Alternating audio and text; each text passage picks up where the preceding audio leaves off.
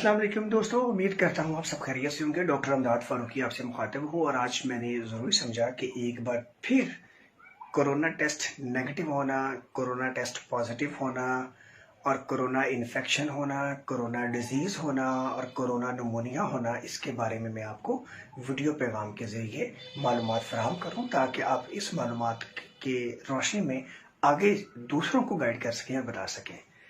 याद रखिए, corona virus का नाक में आना और मौजूद होना ये कोरोना इन्फेक्शन कहलाता है।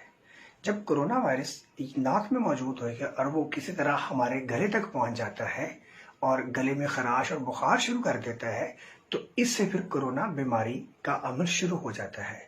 और जब कोरोना बीमारी गले में मौजूद होती है और वहां से जरासीम मजीद आगे चलते हुए सांस की नालियों लंग्स में पहुंचकर निशान पैदा कर देते हैं, तो फिर इस सूरत को कोरोना का न्यूमोनिया कहा जाता है। और जब कोरोना इन्फेक्शन जब लंग्स को इन्वॉल्व करने के बाद गुर्दों के ऊपर, जिगर के ऊपर और दिल के ऊपर असरअंदाज हो, तो फिर इसको कोरोना मल्टी सिस्टम डिजीज कहा जाता है।